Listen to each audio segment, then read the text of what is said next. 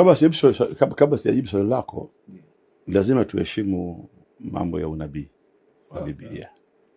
Ndio maana Mwirani hawezi kumshinda Muamerika. Irani na Iraki hawezi kumshinda kwa vita hii inayoendelea sasa hivi hii. Mwirani kumshinda Muamerika ni ndoto za asubuhi. Okay. Maana sasa Iran ndio inaanguka. Okay. Hii unamaanisha nini unaposema tuheshimu unabii wa Biblia alafu unahusisha? Kwa sababu hii wao sio mambo ya dini, historia tu ya dunia. Na sasa kiswahili ya dunia na kwa Biblia, sasa Biblia wewe idanganyi. Okay.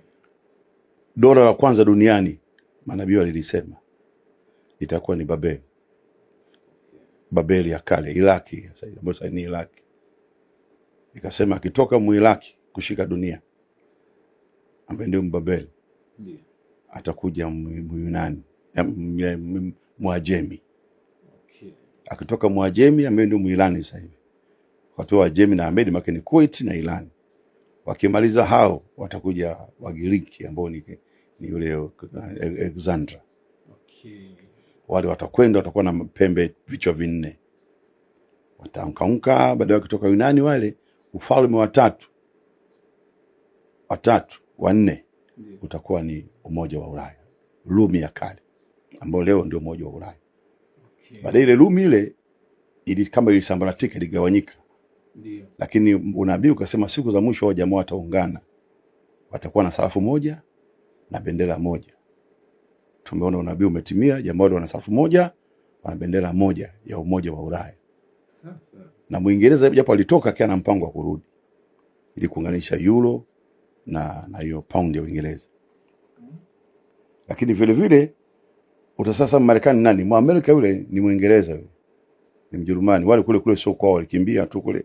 Wakatoa wale Lady Hands wale. Wakakaa wao. Wale ni wazungu wa Ulaya. Ambapo nabii unawataja watakuwa sehemu ya msaada wa Israeli.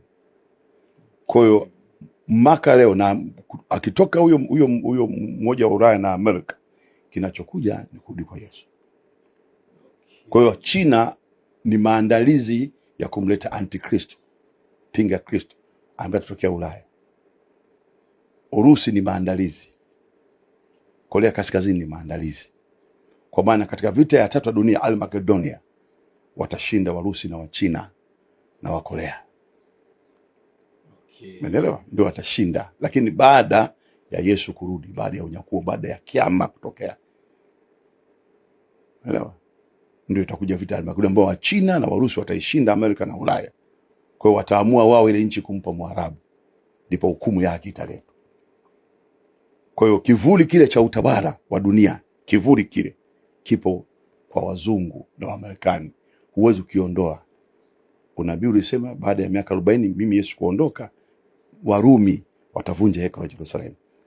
Na ile hekalu halitajengwa tena, jiwe juu ya jiwe litasaliwa, halitasalia. Ule unabii ulishatimia.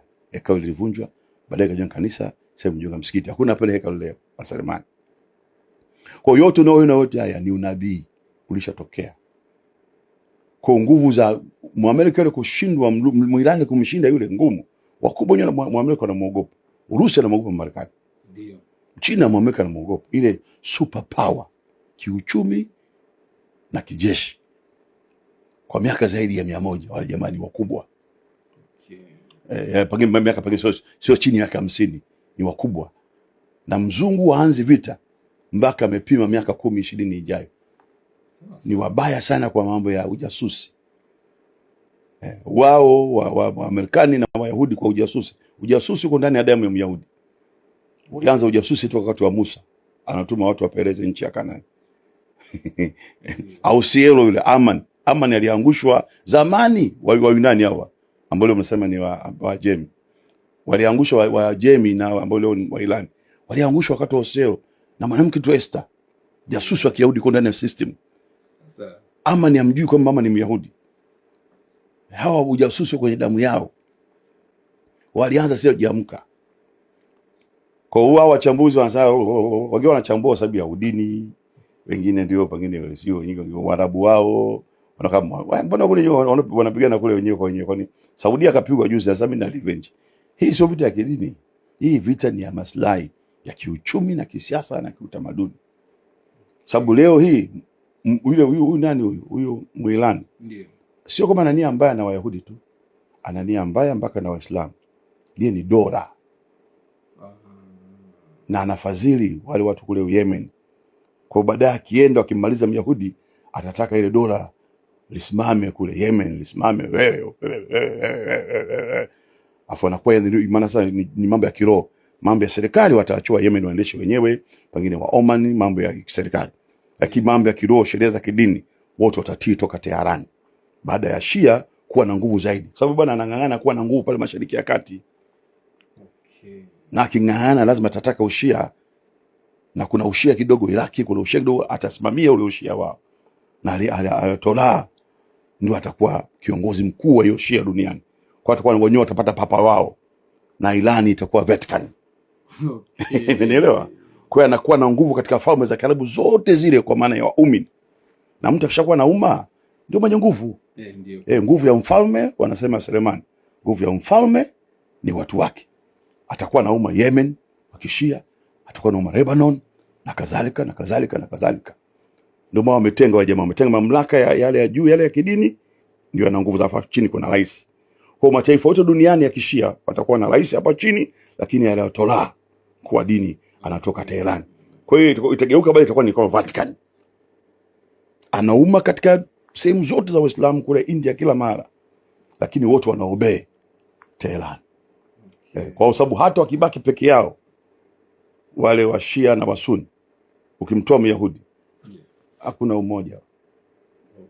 Kwa sababu wana mambo yao, si ya maswaiba, si nini kule maswahaba.